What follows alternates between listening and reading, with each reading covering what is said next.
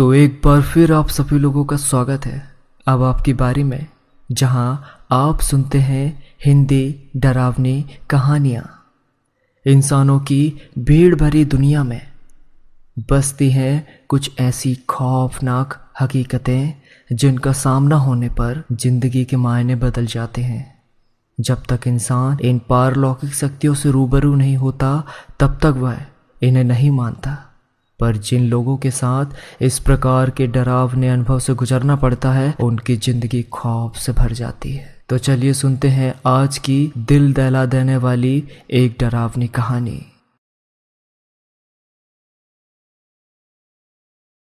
मदन, उसकी पत्नी शोभा शहर में नए नए आए थे। वो दोनों यहाँ किसी को नहीं जानते थे। शोभा परेशान थी।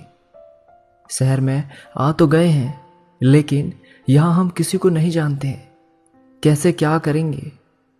मदन ने शोभा को जब परेशान देखा तो उसकी परेशानी का कारण पूछा। तब शोभा ने उसको अपनी चिंता का कारण बताया। मदन उसे समझाते हुए कहा, तुम चिंता मत करो, मैं कुछ ना कुछ इंतजाम जरूर कर लूंगा।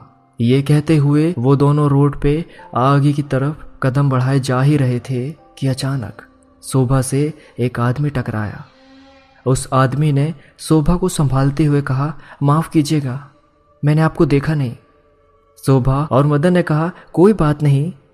वो आदमी फिर बोला, शहर में पहले आपको देखा नहीं, कहीं नए आए हो? जी हाँ, हम इस शहर में नए हैं, यहाँ हम किसी को नहीं जानते। शोभा और मदन ने हाँ में सर हिलाते हुए जवाब दिया। फिर उस आदमी ने अपना परिचय दिया। जी, मेरा नाम रफ़ीक है और मैं पास की बस्ती में रहता हूँ। अगर आपको कोई आपत्ति ना हो तो आप मेरे यहाँ ठहर सकते हैं जब तक आपको कोई मकान नहीं मिल जाता। और वह शोभा की तरफ एकटक देखे ही जा रहा था।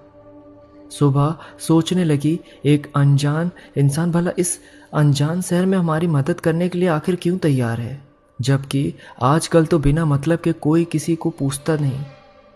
शोभा सोच ही रही थी कि मदन ने उसके कंधे को पकड़कर जोर से हिलाया। अरे क्या सोच रही हो? चलो, अच्छा हुआ इंतजाम हो गया घर का, अब आराम से घर खोजेंगे। कहते हुए मदन ने राहत की सांस ली। दोनों रफ़ीक के साथ उसके घर आ गए।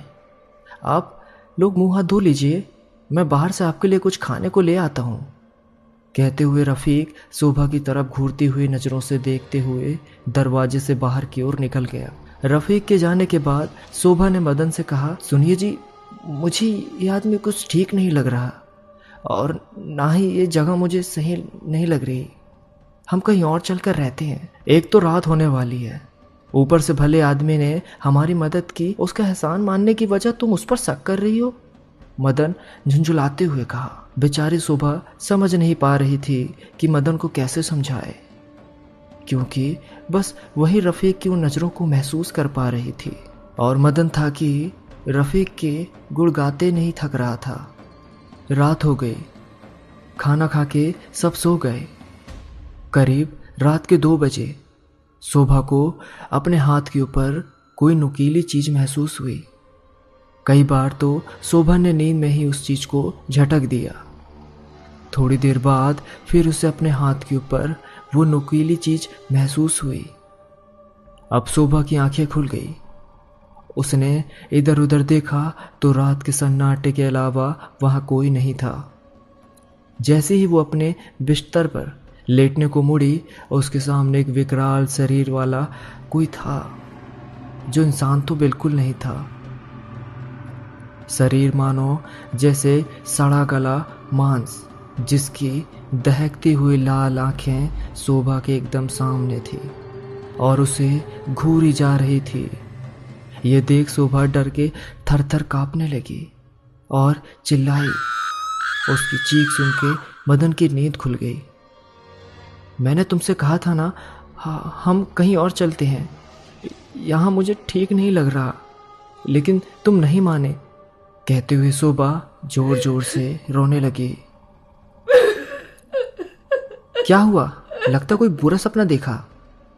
बाथरूम की तरफ से आते हुए रफ़ीक मदन के पास आकर बैठते हुए बोला, मैंने तो बाथरूम में ही आपके चीखने की आवाज़ सुनी थी।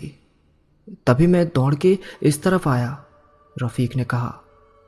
शोभा इतनी डर चुकी थी कि अब कुछ बोल ही नहीं पा रही थी। दिन निकला, सभी ने नाश्ता किया, फिर दोपहर का खाना खाया।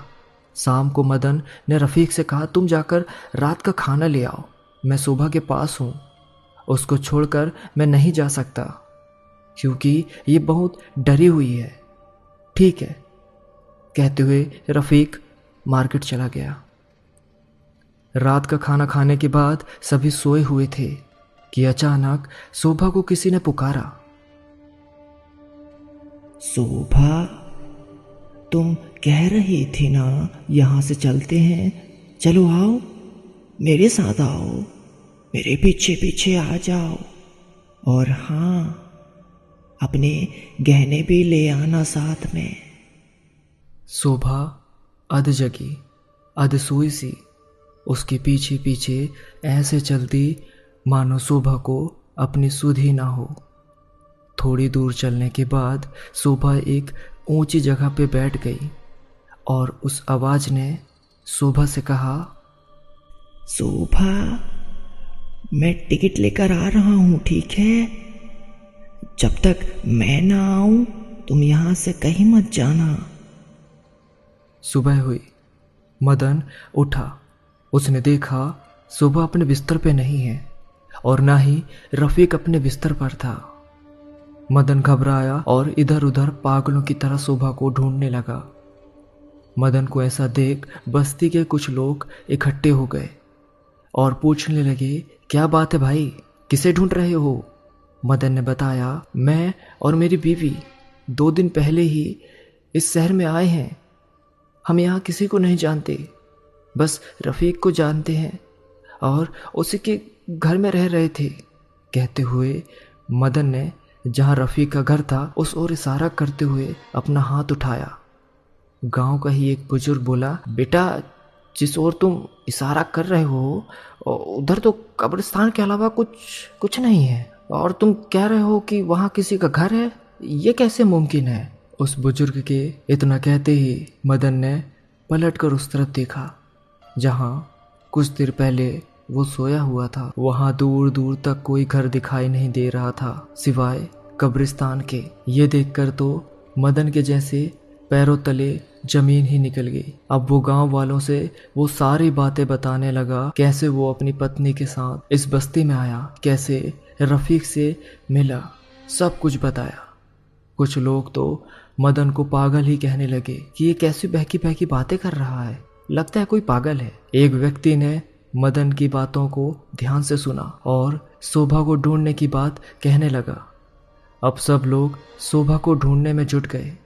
सारे गांव में ढूंढ लेने के बाद भी शोभा कहीं नहीं मिली।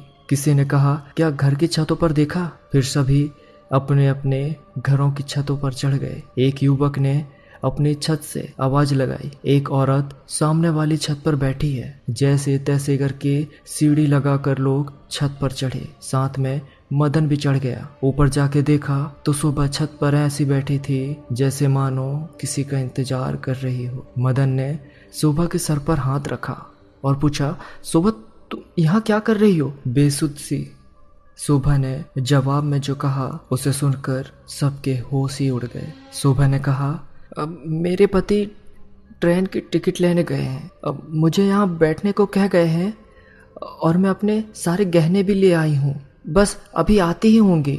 इतना कहकर शोभा बेहोश हो गई। आश्चर्य की बात तो यह थी कि जिस घर की छत पर शोभा बैठी हुई थी उस छत पर चढ़ने का कहीं से कोई भी रास्ता नहीं था, ना ही सीढ़ियां थी और ना ही कोई और रास्ता।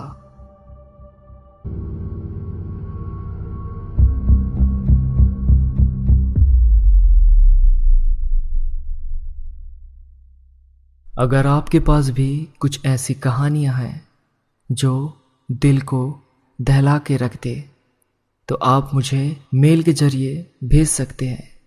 अगर आपकी कहानी मुझे पसंद आती है तो अगली कहानी आपकी होगी।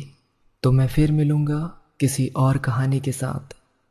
तब तक के लिए बाय।